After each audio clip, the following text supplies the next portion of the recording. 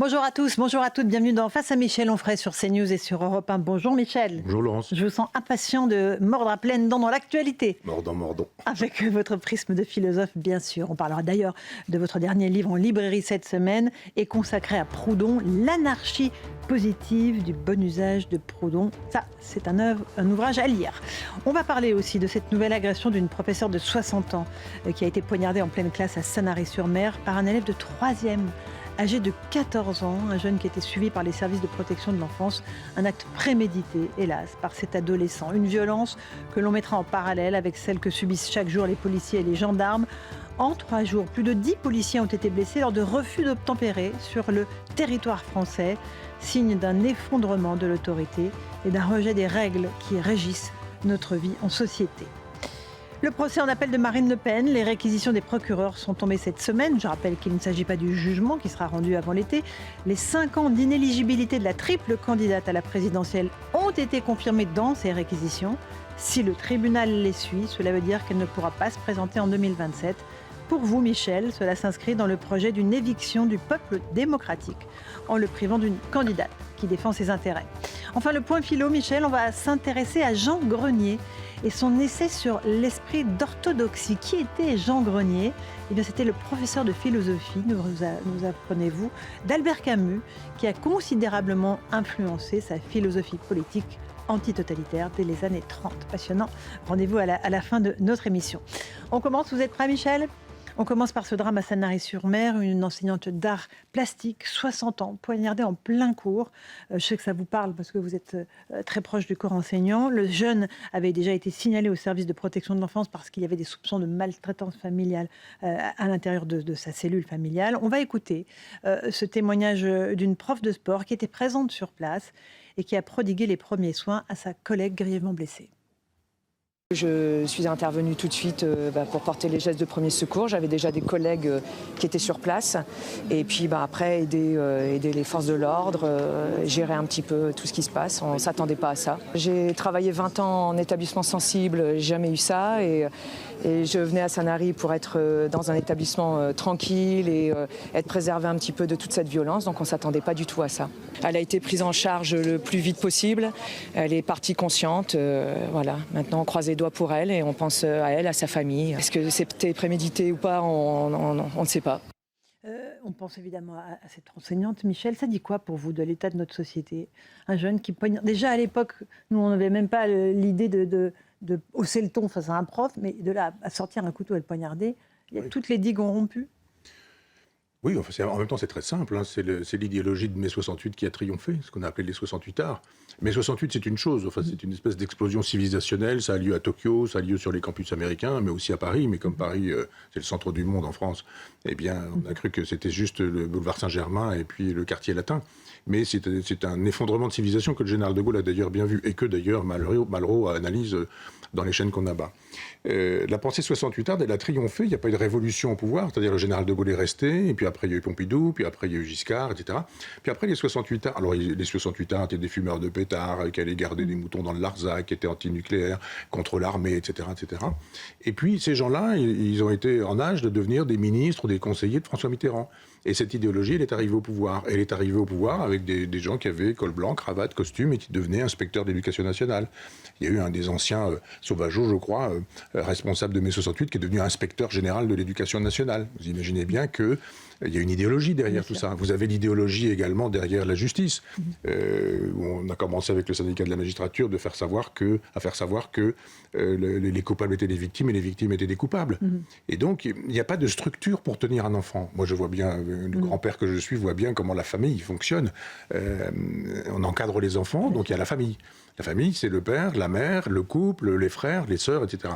Et là, on apprend. Tu fais ça, tu fais pas ça, d'accord, pas d'accord, non, tu vas te coucher, non, tu ne coupes pas la parole aux adultes, etc. C'est-à-dire qu'on ne fait pas violence aux enfants, on les éduque. L'enfant n'est pas roi. Et les 68 arts, c'est Madame Dolto et c'est l'idéologie de la psychanalyse. Pas de frustration. Et encore, la psychanalyse le sauverait un petit peu, je dirais, du freudo-marxisme. C'est-à-dire du mélange de la psychanalyse et du marxisme, avec une espèce de soupe. Freud était très anti-sexualité libérée. Hein. Mais les freudo-marxistes, c'est, oh là là, on doit pouvoir tout faire. C'est la logique d'ailleurs qui conduit ces gens qui défendent la pédophilie. En 1977, tous les intellectuels qui trouvent ça formidable. Donc pas de famille. C'est-à-dire qu'après, vous avez les destructions de la famille. On divorce, on s'en va, on a un beau-père, on a une belle-mère. Donc on dit souffrance quand on dit famille recomposée. Mais une famille recomposée a d'abord été décomposée.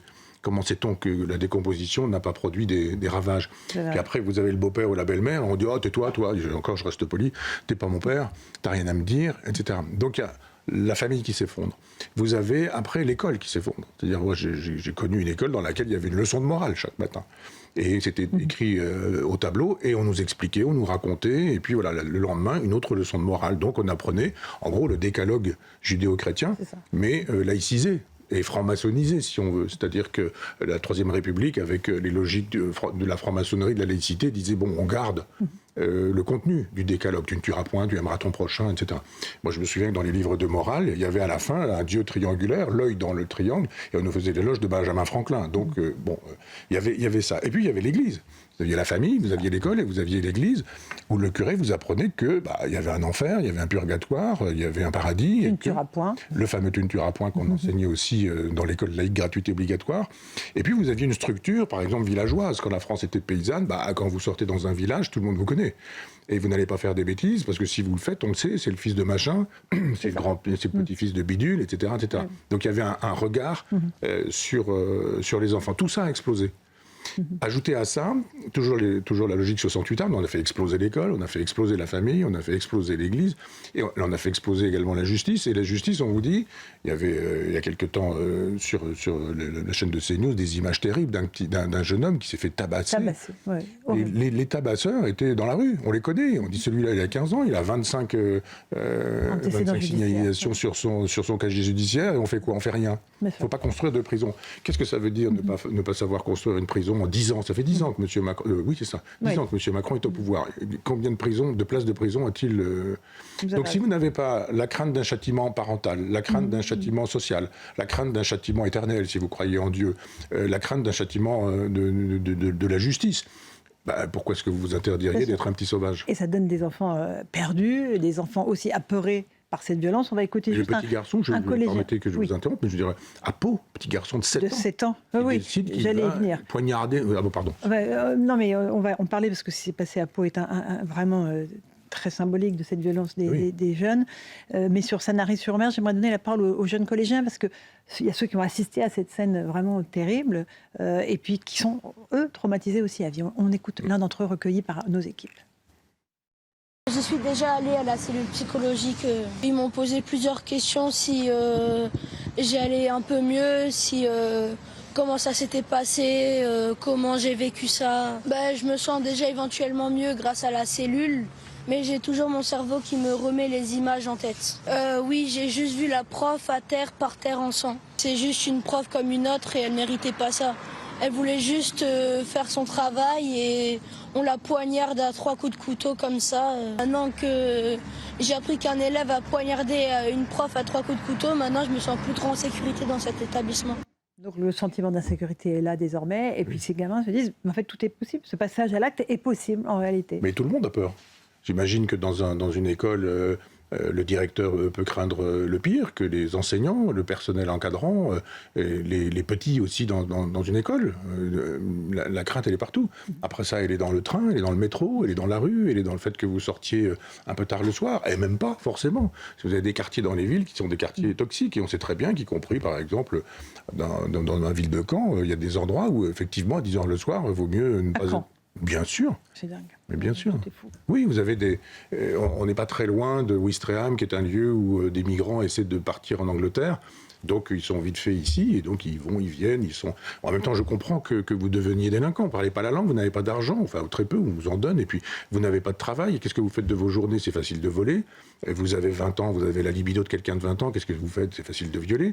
Parce que vous vous dites de toute façon, je vais dire, c'est ma coutume, c'est ma culture, et qu'au tribunal, on va donner tort à la personne qui a été violée. Donc, s'il n'y a pas de punition, si on ne punit pas ces gens-là non plus en leur disant, attendez, il y a une règle du jeu, vous savez, la France, c'est pas non plus un terrain de jeu, on peut faire ce qu'on veut, quand on veut, comme on veut. Venez si vous voulez, mais vous respectez les règles du jeu. S'ils ne les respectent pas, de toute façon, ce sera bien pour eux. J'ai vu récemment, mon immeuble est juste à côté d'un arrêt de bus, de tram, j'ai vu un individu qui a insulté 4 ou 5 contrôleurs du tram, qui n'en pouvaient mais, qui ne disaient rien, qui se laissaient insulter, parce que je pense que dans la tête de ces contrôleurs, ils se sont dit, si on élève un peu la voix, on va se faire égorger, massacrer ou je ne sais quoi. Donc le type n'a pas payé, les a insultés, je ne vous parle pas des insultes, mais c'est très souvent scatologique d'ailleurs, ce genre de choses. Et puis, ils sont restés là, les contrôleurs, figures de l'autorité, en se disant, on ne peut pas faire notre métier, de toute façon, on n'est pas défendu par l'autorité, par nos supérieurs hiérarchiques. Et un tout petit mot de ce qui s'est passé effectivement avec cet élève de 7 ans qui était dans sa classe à Pau et qui a trouvé un couteau visiblement dans un sac d'un camarade. Et quand il a été convoqué par le directeur et un personnel enseignant, les a menacés en leur disant arrêtez de me gronder, je vais vous planter. À 7 ans, c'est une fabrique de la violence en fait. C'est l'âge de mon petit-fils aîné, Augustin, 7 ans. Donc je vois bien. Je l'imagine partir à l'école avec un couteau, menacé. Je me dis, il se passe quoi là ? En fait, là, il l'a trouvé visiblement dans l'école. Le couteau ? Oui. Qu'est-ce que ça fait dans je une sais, école, mais un couteau, je sais bien, oui. Michel. Non, mais donc, tout ça est injustifiable. Oui. Non, mais de toute façon, il suffit dans la cuisine, tous les gens ont de quoi couper le rôti ou découper un poulet, donc il suffit de prendre ça le matin avant de partir à l'école. Moi, je voudrais accabler les parents. Ça a été la même chose, on n'a pas eu l'occasion d'en parler, mais avec quelques places dans les wagons réservées à des gens qui ne voulaient pas entendre brailler les enfants. Mais on a dit, oh là là, on déteste les enfants, qu'est-ce que c'est que cette civilisation ? Dans le train, oui. Oui, mais on déteste juste les parents mal élevés. Mais bien sûr. On ne déteste pas les enfants mal élevés. Moi, je n'ai rien à reprocher à un enfant mal élevé. S'il est mal élevé, c'est que des gens ne l'élèvent pas. Et d'ailleurs, élever, c'est faire de telle sorte que la petite bête dont on hérite à la maternité devienne un humain de plus en plus. Et on l'élève vers l'humanité. Je dis d'abord dans un immense train avoir quelques comportements. Moi, je travaille dans le train, je suis souvent dans le train et j'aime bien travailler. Et je ne veux pas, quand je descends par exemple, j'ai fait 3h30 de train, j'ai de quoi travailler pendant 3h30. Mais si je dois avoir droit à la leçon de la maman Bobo qui va expliquer ce que sont les vaches, ce que sont les trains, comment ça fonctionne, et puis qui va faire une lecture de nounours qui fait ceci et de nounours qui fait cela, et que on se dit mais excusez, mais ou les gens dans le téléphone, dans le train qui téléphone, et je suis dans le train. Je dis parfois nous aussi. Et ça fait parfois rire le wagon. Il ne faut pas dire le wagon aujourd'hui, il faut dire le compartiment. Oui. Mais ce sont les parents qui sont à accabler. C'est-à-dire, mon petit Augustin, il ne fera jamais un truc comme ça. Je peux mettre ma tête à couper qu'il ne fera jamais quelque chose comme ça parce que ses parents l'éduquent bien, correctement, et que s'il est énervé, il va calmer son énervement. Je vois bien sa jolie petite frimousse quand il est énervé, mais il n'est pas du genre à sauter sur ses parents avec un couteau. Et là, en l'occurrence, le petit de 7 ans avait trouvé ce couteau dans la salle des profs, pour être très complet sur ce sujet. Encore mieux, les couteaux dans la salle des profs. On est face à Michel Onfray sur CNews et sur Europe 1. Michel, on va mettre en parallèle cette violence qu'on voit se déchaîner dans les écoles avec celle que subissent chaque jour les policiers et gendarmes qui sont agressés. Il y a eu une effrayante succession de refus d'obtempérer avec des policiers blessés, plus d'une dizaine en quelques jours. Ce refus d'obtempérer, on dit ça, on a l'impression... En fait, c'est juste foncer sur des policiers avec une voiture dans le but de les blesser ou de les tuer. On va écouter le ras-le-bol d'un policier qui dénonce ces faits. Il s'appelle Reda Bellage du syndicat Unité. Moi, ce qui me dérange, c'est qu'à un moment, les policiers ils vont vraiment craquer. Aujourd'hui, et c'est ça qui peut faire peur, je pense à... Moi aussi, mes collègues, ils veulent passer du temps avec leur famille, ils veulent pouvoir poser des congés. Vous imaginez ? Non, mais moi, ça me touche beaucoup parce que j'ai eu encore 50 textos ce matin. Les collègues, cet été, ils ne savent même pas comment ils vont partir en vacances, en fait. Excusez-nous d'avoir le droit, nous aussi, policiers, avec les refus d'obtempérer, les homejacking, les violences intrafamiliales. On a encore vu des féminicides qui n'arrêtent pas depuis ces derniers jours. C'est qui traite tout ça ? Et dans le judiciaire aussi, mes collègues, ils sont débordés. Voilà le ras-le-bol de Reda Bellage, policier. Il a raison. Et évidemment, il a raison, 100% sur toute la ligne. Mais oui. Quelles sont les solutions alors ? Parce que là, on roule sur les policiers comme si c'était une banalité absolue. En fait, c'est n'importe quoi. Il faut prendre ça comme un aveu de délinquance. C'est pas compliqué, parce que moi, quand je me fais arrêter par la police, je m'arrête. Et quand la police ou la gendarmerie, on me demande de couper le contact, je coupe le contact, de donner mes papiers, je donne mes papiers. Et les policiers et les gendarmes font ce qu'il y a à faire, me font parfois même souffler dans le ballon. Et puis après, ils me font signe, ils coupent la circulation, comme ils le font avec tout le monde. Et puis on repart, et l'affaire est réglée. Donc quelqu'un qui refuse de s'arrêter avoue qu'il est coupable. Alors de quoi ? Il faut voir, certains accumulent. ils sont mineurs, ils ont une voiture volée, ils n'ont pas d'assurance, ils n'ont pas de permis de construire, ils ont de la drogue partout. De construire, vous avez dit. Ah oui, de conduire. De conduire. Et puis éventuellement, ils ont de la drogue dans la malle, ou ils ont un copain qui est interdit d'être de séjour, je ne sais quoi, etc. Il faut considérer que c'est un acte délictueux et que vous êtes déjà coupable, et puis voilà tout. Il y a pas de et puis il faut une justice qui va avec ça. Donc il n'y a pas à tortiller en se disant oui, mais enfin on a bien le droit, la police tue. Non, la police ne tue pas. Alors on a eu l'exemple à Nantes, là, il y a, la semaine dernière, un jeune de 16 ans qui avait traîné un policier sur 20 mètres en avoir un peu d'obtempérer. Vous savez à combien il a été condamné ? 35 heures de travaux d'intérêt général. Donc, autant dire rien. Dont on n'est pas sûr qu'il les fera. Et moi, j'aimerais qu'il y ait une équipe de CNews qui suive un petit peu une séance des travaux d'intérêt général. En fait, c'est les mairies qui doivent les mettre en place et ils n'ont pas les personnels pour mettre en place ces travaux d'intérêt. Donc vous devez signer une feuille, puis vous rentrez chez vous, et puis les travaux ont été effectués. Donc oui, bien sûr, et il faut considérer que, d'abord, il faudrait que l'Assemblée nationale représente le peuple véritablement, qu'on arrête les coups d'État de M. Macron, ou les coups d'État des précédents, des chefs d'État précédents, qui disent à chaque fois, on ne veut pas du peuple, on ne veut pas du peuple, on veut des partis qui sont des partis de nos copains, on va s'entendre avec les socialistes, les centristes, etc. Et donner la parole au peuple, général de Gaulle, donc à l'Assemblée nationale et aux députés de décider là-dessus, de légiférer sur ce sujet en disant c'est inacceptable. Quand on voit des jeunes filles de 20 ans qui rentrent dans la police et qui risquent de rentrer en cercueil chez elles le soir en laissant des enfants orphelins simplement parce que des gamins qui sont vraiment des délinquants sont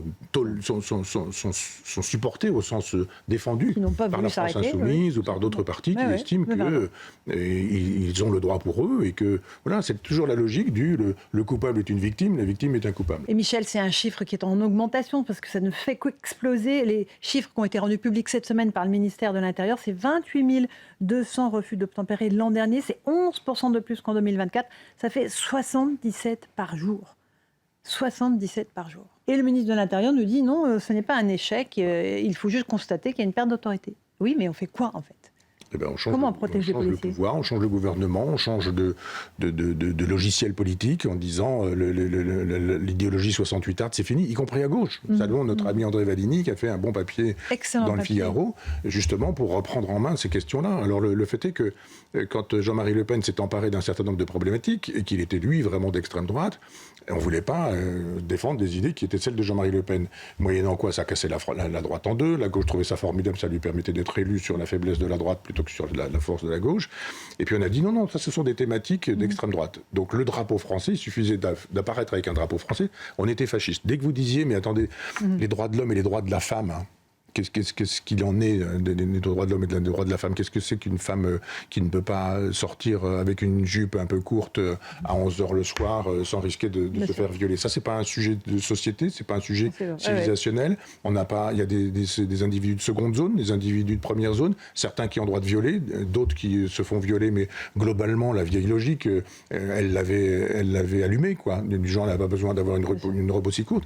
Donc, si la gauche dit, mais tant pis pour les victimes, d'abord, c'est une victime blanche, ensuite, c'est une victime qui ne porte pas le foulard, ensuite, etc. Donc, ces victimes-là, elles ne comptent pour rien. Non, la sécurité, c'est l'un des droits de l'homme. Je le rappelle, la sûreté, la sécurité, c'est l'un des droits de l'homme. Sauf à faire exploser les droits de l'homme en disant, c'est pas notre logique, c'est la mienne, la logique des droits de l'homme. Je dis, c'est un texte formidable. Et la sûreté, la propriété, en fait partie aussi. Ce qui fait qu'à partir de la propriété, de cette propriété comme l'un des droits de l'homme, on peut penser les impôts autrement que comme ça se trouve pensé aujourd'hui en France. Relisons la Déclaration des droits de l'homme, la sûreté, la sécurité, la propriété, et puis le droit à la culture, etc. etc. Enfin, reprenons. Les droits de l'hommistes sont un peu fatigants parce qu'ils se sont servis de la Déclaration des droits de l'homme pour aller justifier qu'on intervienne en Libye, en Irak, un peu partout. Mais reprenons au pied de la lettre la Déclaration des droits de l'homme et disons, c'est ni de droite ni de gauche que de réclamer la sûreté, ça s'appelle, ou la propriété, ou la défense de la propriété, ça s'appelle la Déclaration des droits de l'homme. Mais en plus, je rebondis sur ce que vous disiez sur la tribune d'André Valigny, qui vient souvent sur nos plateaux. Il dit la gauche doit s'emparer à nouveau des thèmes régaliens, sécurité, immigration. Elle a fait preuve d'un laxisme vraiment coupable. Mais c'est ça qui est bien. Moi, je vois apparaître enfin des gens qui ont compris que l'Europe maastrichtienne, elle fonctionne comme elle fonctionne et que ce qui advient aujourd'hui, c'est son produit. Les 68 arts ont beaucoup fonctionné. On a un 68 arts célèbre qui est Cohn-Bendit, qui est un défenseur forcené de l'Europe maastrichtienne. Tout ça fait sens. Monsieur Moscovici, enfin tous ces gens qui ont fait carrière dans la gauche, le macronisme, l'Europe, etc., sont des gens qui procèdent de cette idéologie 68 arts. Et les gens ne veulent plus de ça. Ils ont essayé, ils ont testé, ils ne veulent plus. Ils veulent éventuellement qu'à l'école, s'ils sont même débordés par leurs enfants, les familles de monoparentales, divorcées, problématiques d'alcool, de chômage, de misère, de pauvreté, etc., qu'au moins à l'école, quelque chose soit fait. Mais les enseignants font le maximum. Et puis il y a des enseignants idéologisés aussi. C'est la faute du capital, c'est la faute des richards, des milliardaires. Il faut les détruire, il faut les taxer, il faut ceci, il faut cela, comme si le vieux logiciel bolchevique réapparaissait. On va faire une petite pause, Michel Onfray. On se retrouve dans un instant, évidemment, sur CNews et sur Europe 1. On a beaucoup de choses encore à voir. Marine Le Pen, la France Insoumise aussi, qui s'insurge d'avoir été classée à l'extrême gauche pour les municipales. Et puis la commission d'enquête sur l'audiovisuel public. Voilà pour le menu de la seconde partie. À tout de suite sur CNews et Europe 1. On se retrouve dans Face à Michel Onfray sur CNews et sur Europe 1. Michel, évoquons maintenant le sort de Marine Le Pen. Les réquisitions ont été lourdes dans le procès en appel de Marine Le Pen dans le cadre de l'affaire des assistants parlementaires européens. Les procureurs ont demandé 5 ans d'inéligibilité, mais sans application immédiate. Il n'y a pas d'exécution provisoire comme il y avait en première instance. 4 ans de prison, dont 3 avec sursis, et la possibilité d'aménager la partie ferme sous bracelet électronique, ainsi que 100 000 euros d'amende. Je reprécise que les réquisitions, ce n'est pas le jugement, que ce sont juste les procureurs qui disent ce qu'ils réclament. Est-ce que dans ce cadre-là, Marine Le Pen peut se présenter ou pas ? Elle avait déjà dit il y a quelques semaines que si ces réquisitions étaient suivies, elle ne pourrait pas se maintenir candidate. Écoutons ce qu'elle avait dit à l'époque. Quelle que soit la situation, je l'ai d'ores et déjà dit, cet été, c'est-à-dire au moment où la Cour d'appel rendra sa décision, c'est là que se décidera ma présence ou mon absence à l'élection présidentielle, car quel que soit le niveau d'accélération de la Cour de cassation, vous comprenez bien qu'en septembre, le Rassemblement national doit pouvoir être représenté à l'Assemblée nationale et la campagne doit démarrer, quel que soit ce candidat. Voilà pour Marine Le Pen, ce qui veut dire que si ces réquisitions qui sont tombées cette semaine sont appliquées par la Cour d'appel, elle ne se présentera pas. Oui. Ça vous inspire, Michel ? La phrase de La Fontaine sur les jugements de cour. Et effectivement, on sait bien qu'on mélange tout. C'est-à-dire que si effectivement, et apparemment c'est avéré puisqu'elle en convient, et de l'argent européen a été utilisé pour payer des députés européens qui sont aussi des députés du Rassemblement national, donc des députés militants qui sont eux aussi sur le terrain, etc. C'est pas toujours très clair de se dire, mais oui, cet argent, il aurait fallu, non, là vous m'avez offert un café, mais c'était un café qui était à Bruxelles, donc c'est sur cet argent-là, etc. Bon, je comprends qu'après, quand on veut vraiment tuer son chien, on dit qu'il a la rage, et puis on va chercher et on trouve des fautes. Et il y a des fautes, et il faut qu'elles soient punies pour ces fautes-là. Ça me paraît évident. Évident. Et ceci dit, la question de l'inéligibilité, c'est autre chose. C'est-à-dire que des juges disent, nous allons choisir les candidats des électeurs français. Nous allons choisir, nous évinçons M. Fillon, par exemple. Nous évinçons un Nicolas Sarkozy qui ne pourrait pas revenir au cas où il souhaiterait revenir. Nous évinçons, etc., etc. Je pense qu'on aurait pu évincer M. Bayrou et M. Mélenchon qui souffrent à peu près des mêmes maux. Ah, mais il n'y a toujours pas de mais l'un pour le date coup, pour le procès de M. Mélenchon. Pourquoi je vous dis, selon que vous serez puissant ou misérable, le jugement de cour vous rendront blanc ou noir, comme disait La Fontaine. Donc il y a des gens qu'on veut effectivement punir et des gens dont on se dit on vous punira dans 20 ans. Et le dossier est là, mais là, en dessous sous la pile. Donc on verra ça. Puis après, M. Bayrou dit « Ah non, je n'étais pas du tout au courant ».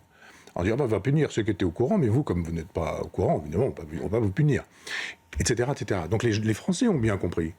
Il y aurait presque un petit livre à écrire sur la façon dont les Maastrichtiens ont fonctionné pendant des années pour empêcher la parole du peuple, pour guider la parole du peuple, pour conduire la parole du peuple. Pour dire, vous avez des élections. De quoi vous plaignez-vous ? Oui, mais enfin, quand on a effectivement dans le service public des gens qui font de l'idéologie en permanence et qui, 100 fois sur 100, matraquent exactement les éléments de langage qui sont des éléments de mensonge, les fake news, c'est eux, c'est souvent eux. Et que vous vous retrouvez à dire, bah oui, vous avez le choix, les prochaines élections présidentielles, je ne sais pas si vous êtes au courant, c'est Adolf Hitler contre le général de Gaulle. Je veux dire Emmanuel Macron contre Marine Le Pen. Oui.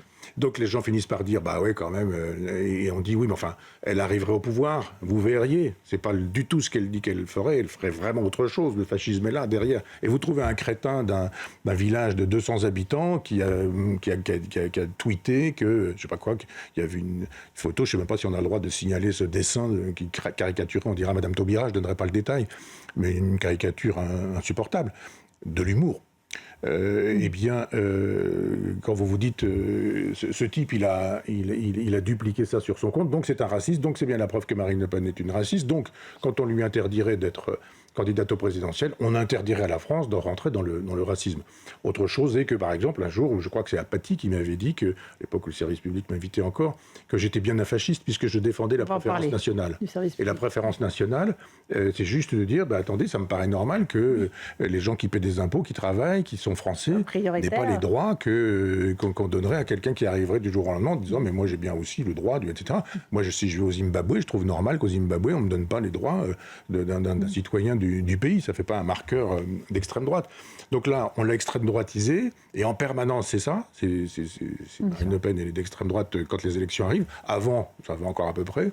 Elle est gentille, elle aime les chats, elle fait des reportages, elle est associée aux autres membres du personnel politique dans des émissions on peut donner son nom, de Karine Le Marchand, qui fait parler tout le monde, dont elle. Oui. Et elle a bien raison d'ailleurs de le faire. Quand elle le fait, d'ailleurs, elle le fait bien. Et on écoute les gens, ils nous disent, des hommes politiques nous disent les choses un petit peu autrement. Donc je me souviens, moi, que le Canard enchaîné avait repris l'information en son temps que François Hollande au pouvoir et Emmanuel Valls, Premier ministre, avaient réfléchi à ce qu'il fallait faire en cas d'élection de Marine Le Pen au second tour, pour faire de telle sorte que l'élection ne soit pas validée. Donc dans la tête d'un certain nombre de gens, il faut empêcher le peuple de s'exprimer. D'abord, quand la dissolution de l'Assemblée nationale, je ne prendrai qu'un exemple, mais a lieu la dernière fois et que le vote a lieu, je l'ai fait l'autre jour, vous vous souvenez, oui, on a fait la démonstration, elle était implacable. Le Rassemblement national est arrivé en tête. Que dit Emmanuel Macron ? Eh bien, il n'y aura pas de Premier ministre du Rassemblement national. Et on a des éléments de langage dans les rédactions disant oui, mais de toute façon, il ne voulait pas l'être. Jean-Marie Le Pen ne voulait pas être président de la République. D'où ça sort, tous ces trucs-là ? Tout a été fait pour qu'il ne soit pas candidat, qu'il ne soit pas élu, ou pour qu'ils soient, non pas élus sur ce qu'ils sont, mais sur ce qu'on disait qu'ils étaient, etc. Moi, je vois mal que les juges puissent, dans leur sagesse, je cherchais un mot, mais je ne voulais pas... C'est bien, non mais c'est bien, sagesse, je prends sagesse. Je me retenais. Sagesse, vous avez raison. Il y aura de l'ironie, mais dans leur sagesse, ils feront le nécessaire pour qu'elle ne soit pas au pouvoir, puisqu'après, il sera... En tout cas, il y aura la Cour de cassation, oui. Mais c'est vrai que avoir une peine de prison avec un bracelet, c'est impossible pour faire une campagne électorale, voilà, même s'il n'y a pas d'inéligibilité, puisque la Cour de cassation peut casser l'inéligibilité. Oui, puis après, l'élément est trouvé avec Jordan Bardella, en disant, mais Jordan Bardella est trop jeune, c'est pas possible. Soyez sérieux. Enfin, je vois bien les débats qui auront lieu sans doute dans les prochains mois. Oui. Parlons de la France insoumise aussi, parce que Jean-Luc Mélenchon s'est indigné d'avoir compris que son mouvement allait être classé à l'extrême gauche par le ministère de l'Intérieur dans une circulaire pour les prochaines élections municipales. C'est une circulaire qui attribue des nuances en fait aux différentes listes et aux candidats. Et LFI est classé dans le bloc d'extrême gauche, comme Lutte ouvrière et le nouveau parti anticapitaliste, alors que le PCF, lui, elle est rangée dans la catégorie bloc de gauche. Alors M. Mélenchon dit que M. Nunez, ministre de l'Intérieur, innove et trouble l'ordre public électoral en changeant les étiquettes sur les partis politiques. Pourquoi, évidemment, ce changement ? Pourquoi maintenant ? Est-ce qu'on peut avoir confiance pour les élections par quelqu'un qui truque les étiquettes politiques et les résultats, c'est lui aussi qui les classe. Ces lettres sont celles d'une république bananière, dit Jean-Luc Mélenchon. Michel Onfray. Qui adore, lui, les républiques bananières. Quand il préfère, les dictateurs. Quand il s'agissait des Fidel Castro, la république bananière, il adore. Les bananes, pas la république. Et moi, je trouve que c'est un retour de boomerang. C'est très intéressant, tous ces gens qui veulent absolument que Marine Le Pen soit d'extrême droite. Et moi, des gens se sont fâchés avec moi parce que j'ai dit, mais historiquement, c'est faux. Maintenant, je ne dis pas qu'il faut voter pour Marine Le Pen, je dis, historiquement, c'est faux. Moi, j'ai lu de la littérature, j'ai lu les mémoires d'un fasciste de Rebatté, j'ai lu les décombres de Rebatté, j'ai lu les textes de Brasillac, j'ai lu les articles de journaux monstrueux qu'il a pu écrire. Ça, c'est l'extrême droite. Et il y a vraiment un marqueur. L'extrême droite est antisémite. Elle est homophobe, elle est antidémocratique, elle est contre la franc-maçonnerie, elle est contre j'ai parlé des homosexuels, je ne sais plus si j'en ai parlé déjà, mais elle est homophobe. Eh bien, est-ce qu'il y a ça chez Marine Le Pen ? Il y a ça dans d'autres endroits. Je ne dirai pas où, je ne dirai pas qui, mais il y a des chaînes de radio, des émissions sur des chaînes de radio. Il y a des revues, il y a des livres où ces thèses-là sont défendues. Ça, c'est l'extrême droite. Par ailleurs, Marine Le Pen, c'est quoi? C'est Chirac des années 70. C'est le bruit et l'odeur. Il y avait même des propos tenus par un certain Alain Juppé à cette époque-là. Donc, on nous dit, ça, c'est l'extrême droite. Et puis là, retour de balancier, on dit, alors vous êtes d'extrême gauche. Moi, sur le fond, historiquement, je pense que Marine Le Pen n'étant pas d'extrême droite, Mélenchon n'est pas d'extrême gauche. Mais si vraiment il s'agit d'utiliser des éléments de langage, utilisons-les. Il n'est pas d'extrême gauche parce que c'est un bolchevique, Mélenchon. C'est un néo-bolchevique. C'est-à-dire que Lénine a écrit un livre qui s'appelle Le gauchisme, maladie infantile du communisme. Donc évidemment, il y a une grande opposition entre les communistes. Voilà pourquoi d'ailleurs les communistes ne sont pas présentés comme des gens d'extrême gauche, des gauchistes, et que Mélenchon l'est. Mélenchon, c'est un parti qui n'existe pas, le parti de Mélenchon. C'est un homme qui décide tout seul. Il y a 10 personnes autour de lui, il n'y a pas de congrès, il n'y a pas d'adhérents, il n'y a pas d'adhésion, il n'y a rien du tout. C'est lui qui décide. Il y a des proches, puis un jour il dit, toi tu étais un proche, tu n'es plus mon proche parce que tu n'as pas été proche de mon proche. C'est l'histoire avec ce garçon qui frappait sa femme et qu'il a fallu soutenir au sein de la France insoumise, et quand des gens ont dit non, on ne soutient pas, ils sont partis. Il y a des gens qui d'ailleurs aujourd'hui se retrouvent une vertu. Clémentine Autain, Raquel Garrido, Alexis Corbière, d'un seul coup, ils retrouvent un peu de cerveau. Mais il n'y avait pas de cerveau à l'époque où il s'agissait d'obéir à Mélenchon. Mélenchon, c'est effectivement un marxiste-léniniste. C'est quelqu'un qui pense qu'il faut réaliser la dictature du prolétariat via le parti. Le marxisme, c'est pas le marxisme-léninisme, c'est la théorie de Lénine. Et Lénine, il dit, le parti, il prend la totalité du pouvoir en main et c'est lui qui décide. Qui est le parti? Jean-Luc Mélenchon, qui décide de tout. À une époque, il est jaurétien gaulliste, il défend la nation, il y a des drapeaux bleu, blanc, rouge. À une autre époque, il est devenu islamo-gauchiste. Je rappelle qu'à une précédente époque, il était défenseur de Maastricht, pendant 25 ans, un quart de siècle, etc. Et donc, historiquement, l'extrême droite, c'est pas Marine Le Pen, l'extrême gauche, c'est pas Jean-Luc Mélenchon. Mais si vraiment ça lui déplaît, ça me plaît que ça lui déplaise. Et qu'on puisse effectivement dire ce monsieur est d'extrême gauche, même si historiquement l'extrême gauche, c'est lutte ouvrière, c'est plutôt le nouveau parti anticapitaliste. Lui, c'est plutôt un néo-bolchevique, un admirateur de Lénine. Voilà l'étiquette que vous lui accordez. Un peu de sémantique politique. On est en face à Michel Onfray sur CNews et sur Europe 1. Michel, évoquons maintenant cette commission d'enquête sur l'audiovisuel public qui se déroule déjà depuis quelques semaines à l'Assemblée nationale, avec des rebondissements chaque jour. L'idée, c'est de savoir comment l'argent public des Français est utilisé dans l'audiovisuel public. Le président de cette commission est un député Horizon, donc proche d'Édouard Philippe. Il s'appelle Jérémy Patrier-Létus, et le rapporteur est Charles Aloncle, UDR, proche d'Éric Ciotti, qui d'ailleurs, je le signale, fait la une du JD News, et qui, avec ce titre qui est assez rigolo, l'homme qui valait 4 milliards, parce que 4 milliards, c'est l'argent public qui est donné pour l'audiovisuel public. On va écouter, il y a eu un accrochage cette semaine entre les deux hommes, qui devraient pourtant travailler de concert, à propos d'une société de production, parce que ce qui est questionné dans le système de France Télévisions, c'est que le fait qu'un certain nombre d'émissions soient externalisées, c'est-à-dire qu'elles soient confiées à des sociétés de production externes. Donc là, il y a des questions qui se posaient sur la société qui s'appelle Media One. Écoutez cet échange donc entre Charles Aloncle et Jérémy Patrier-Létus. Media One est détenu à plus de 50% par un fonds d'investissement américain, KKR. Vous voyez un peu l'analogie que je fais. Pour vous, ancienne ministre de la Culture, il n'y a pas de problème. Il n'y a pas de problème, et laissez-moi aller au bout de ma question, il n'y a aucun problème à ce que le service public et l'argent du contribuable aillent financer des sociétés privées détenues à l'étranger. Monsieur le rapporteur, je le dis, la désinformation, ça a bien 2 minutes. Media One, c'est un groupe français qui a son siège à Paris et qui a effectivement des actionnaires divers et variés. On va les auditionner, on va leur demander des comptes. Je le dis parce que cette audition est regardée. On va leur demander des comptes sur leurs liens, le fonctionnement avec le service public et notamment avec France Télévisions. Mais arrêtez de nous faire croire que Media One est un agent de l'étranger. C'est un champion européen dont le siège est en France. J'ai l'impression que vous voulez défendre à corps et à cri Media One, et j'ai l'impression que vous faites le porte-parole de Media One. Je dis depuis le début que Media One est une société qui est détenue en majorité capitalistiquement par un fonds d'investissement américain KKR. C'était d'ailleurs l'une des révélations de cette commission d'enquête. Que vous ayez des liens, on le verra peut-être avec des actionnaires de Media One, vous pourrez en répondre. Mais Media One est détenu en majorité par un fonds d'investissement américain. Merci. C'est tout ce que je dis, et je ne comprends pas pourquoi vous expliquez que ce que j'explique est factuellement faux. Merci monsieur le rapporteur. Vous venez de porter des accusations très graves contre moi en disant que j'avais des liens avec Media One, ce qui est absolument faux. C'est une question, pourquoi vous me répondez à chaque fois?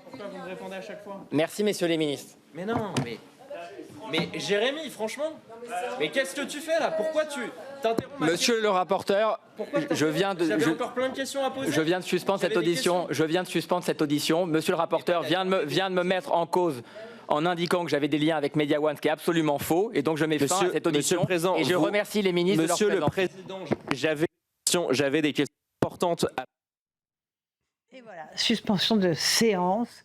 On voit qu'il y a beaucoup de nervosité du côté du président de cette commission, qui a été mis en cause par Charles Allonge. Le sujet, c'est est-ce que ces sociétés, qui sont des sociétés privées, qui produisent des émissions de France Télé, est-ce qu'on a le droit de savoir, en réalité, comment ils utilisent l'argent? C'est ça la vraie question de fond, plutôt que ces petites algarades. Notre émission, j'ai regardé tout ça, c'est long, je vous assure que c'est long. Et j'ai un papier et un crayon et je note rien, parce qu'il n'y a rien d'intéressant à noter, vraiment. Que Madame Léa Salamé soit l'épouse de Monsieur Glucksmann et que j'ai d'abord trouvé ça honteux. Je veux dire qu'elle a le droit d'être mariée avec Monsieur Glucksmann et elle pense je ne sais pas quoi, mais sur un peu la même chose que son mari sur des sujets ils sont européistes. Non, mais on peut estimer qu'une femme peut penser indépendamment de son mari. On est d'accord. J'ai trouvé que c'était pas seulement du temps perdu, c'était humiliant pour Madame Salamé d'avoir des comptes à rendre et de la marier avec Jordan Bardella en disant oui, mais enfin, si c'était le mari. Oui, exactement. Je dis du temps perdu, et c'est honteux. J'ai trouvé ça honteux. Voilà. Le féminisme, c'est quand même ça. C'est-à-dire, une femme n'est pas son mari, elle pense ce qu'elle veut. Exactement. Et on peut croire ce qu'on veut, etc. Donc ça, c'était du temps perdu. Là, moi, je n'ai pas les moyens intellectuels de départager les deux. L'un dit c'est une société étrangère, l'autre dit non, pas du tout. L'un dit mais elle est étrangère si le capital est étranger. étranger, etc. De toute façon, le problème, c'est pas que je ne sache pas trancher, c'est pas que ce soit étranger ou pas étranger, c'est que ce soit étranger au service public. C'est ça le problème, c'est pas étranger et américain avec des fonds de pension. Je pense que M. Allonge ne dirait pas une chose pareille si c'était faux. Donc s'il le dit, c'est que ça doit être vrai.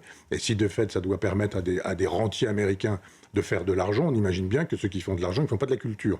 Et que dans le service public, si on fait de l'argent, on ne fait pas de la culture, et ça ne s'appelle plus le service public.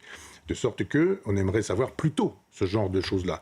Après, il y a effectivement une insinuation qui est un peu terrible. De dire, mais si vous êtes dans le business, vous aussi, on le saura peut-être un jour, etc. C'est très allusif, mais je comprends que le président se sente attaqué. Content, bien sûr. Mais les questions, elles ne sont pas vraiment posées, elles ne sont pas là. Enfin, on se dit, mais si vous avez besoin d'aller demander à des boîtes privées de faire le travail d'une boîte publique qui a beaucoup d'argent, une boîte déficitaire qui permet à la patronne de se verser 80 000 euros pour les performances obtenues dans l'année. Non mais c'est formidable. Donc les sujets, ils sont plutôt là. Moi, je défends le service public, mais qu'on dise ce qu'est le service public. Et quand il y a un mélange entre le privé et le public, alors que nous avons intellectuellement, la France a intellectuellement les moyens d'avoir des gens qui pourraient piloter ça avec le sens de l'intérêt général, eh bien, on se dit, les questions véritables ne sont pas posées. Et un dernier mot, parce qu'ils ont beaucoup défendu le pluralisme dans leurs invités. Vous avez été invité combien de fois récemment, Michel Onfray, sur le service public? En écoutant le tout, là, Léa Salamé a dit qu'elle avait fait 5000 interviews. Je n'ai jamais été... Non, mais en dehors de elle, le service public vous boycotte. On va être très clair. Depuis 10 ans. Donc le pluralisme, eh bien, aucune émission politique, aucune matinale, et puis éventuellement une émission d'1 heure entièrement consacrée à dire que j'étais devenu un fasciste depuis la mort de ma compagne il y a une douzaine d'années. Et donc c'est ça le service. On n'oublie pas, Michel, j'aimerais absolument parler de votre livre. Il nous reste un peu de temps et il faut qu'on fasse aussi le point philo, parce que ça, nos téléspectateurs et auditeurs ne le pardonneraient pas. L'anarchie positive. Alors, vous nous parlez de Proudhon, qui est un peu la figure de gauche, le père du socialisme français. L'anarchie positive, du bon usage de Proudhon aux éditions Plomb. Alors, peu de gens connaissent ce penseur, beaucoup le citent. Il y a beaucoup de polémiques aussi autour de son nom, notamment on entend souvent Proudhon était antisémite. Vous avez voulu réhabiliter Proudhon, Michel? J'ai voulu expliquer. Alors, oui, j'ai voulu réhabiliter Proudhon dans son ensemble. Mais sur la question de l'antisémitisme, contextualiser en expliquant ce qu'étaient ces textes. J'ai eu l'occasion, je ne vais pas dire avec qui, quand, comment, etc., mais j'étais encore sur le service public, de rencontrer une vedette du service public qui me dit « Ah oui, vous défendez Proudhon, l'antisémite ». Je dis « Ah oui, antisémite, où et quand? Quel texte ?» Oui, mais enfin, on le sait bien. Je dis bah, « Si vous le savez bien, dites-nous, où ça se trouve ?» Dans quel livre? Oui, il sort ses fiches, et puis j'ai dit « Mais excusez-moi, je vois vos fiches, c'est Wikipédia ».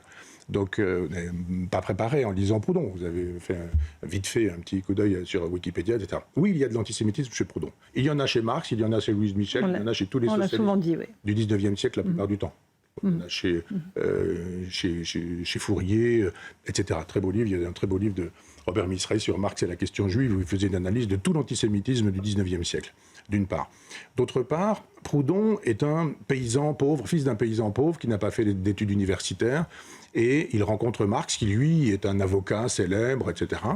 Et il explique, Marx, que Proudhon est génial, qu'il a écrit des livres extraordinaires d'économie politique, que c'est le père du socialisme, etc. Et puis il vient voir Proudhon à Paris, et il lui dit, voilà, il faut que tu penses à partir de Hegel, philosophe allemand, et il écrit un livre qui s'appelle « Le système des contradictions économiques », qu'il sous-titre « Philosophie de la misère ». Et Marx répond très violemment, un livre qui s'appelle « Misère de la philosophie », en disant « ce pauvre type est un paysan qui comprend rien, c'est un crétin, etc., etc. » Je n'entre pas dans le détail, mais dans les carnets de Proudhon, il écrit, Marx, le ténia du socialisme. Le ténia, c'est un animal parasite. Ce qui voulait dire que dans les livres de Marx, la question de la plus-value, c'est très exactement la question de l'aubaine chez Proudhon, dont nous avions l'occasion de parler, vous et moi. Et donc, il dit, les antisémites, il y en a marre. D'ailleurs, j'écrirai un jour un livre contre eux. Il ne le fait pas. Il ne le fait pas.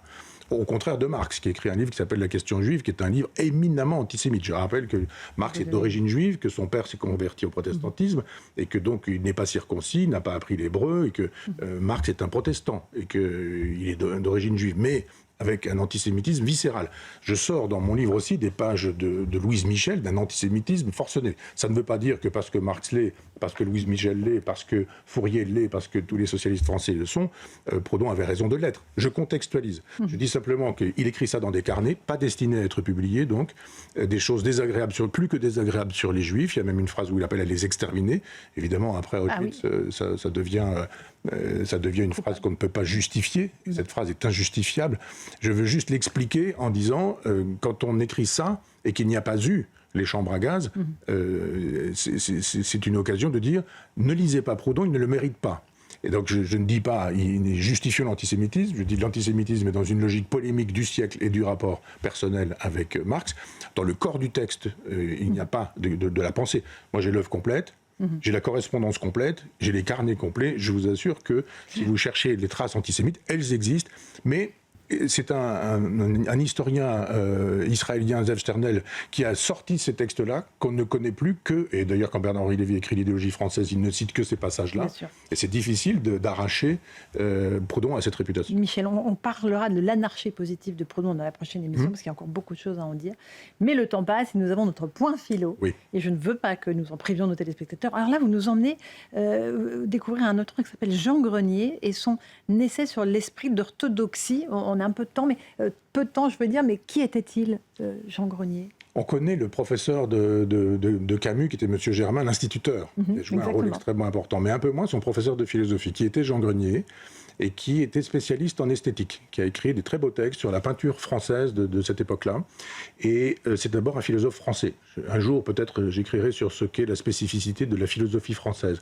À part la parenthèse de fascination pour l'Allemagne, qui s'ouvre avec Sartre et qui se termine avec Derrida, en passant par ce qu'on appelle la French Theory aujourd'hui, prenez des gens comme Bergson, ou prenez des gens comme Descartes, c'est d'une extrême lisibilité. Jean Grenier est très très lisible. Et il se pose des questions qui sont celles de notre époque, c'est-à-dire de cette époque, 1938, où tous les intellectuels sont fascinés par l'Empire soviétique. Et on a donc bien massacré Proudhon, d'abord en disant qu'il était antisémite, ensuite en faisant de telle sorte que tous les communards qui ont été proudhoniens se fassent déporter ou fusiller au moment de la commune. Et puis il y a le moment où le soviétisme arrive, et d'un seul coup on dit ça c'est la voie royale du communisme. Être de gauche aujourd'hui, c'est être dans le logiciel marxiste. Et Jean Grenier dit le logiciel marxiste il est allemand. Et il n'est pas français. Il y a un socialisme français et il y a pas qui n'est pas le socialisme allemand. Et le socialisme allemand, il s'appuie sur Hegel et la doctrine de la philosophie de l'histoire de Hegel. Hegel nous dit tout est dialectique et il y a un mouvement progressif de l'histoire qui fait qu'il y aura un jour la réalisation d'une société sans classe. Ça, c'est le vieux schéma chrétien, ce qu'on appelle la parousie, c'est-à-dire le retour du Christ un jour et le Christ réalisera le royaume. Eh bien, ce schéma-là, c'est celui de Hegel.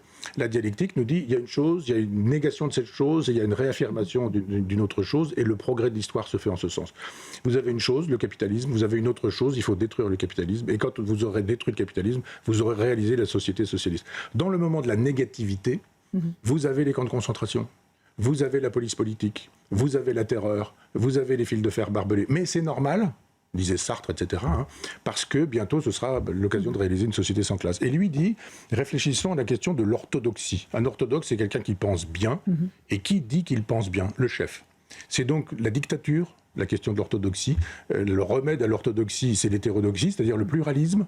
C'est la possibilité de penser différemment, c'est la possibilité de diverger, c'est la possibilité de dialoguer.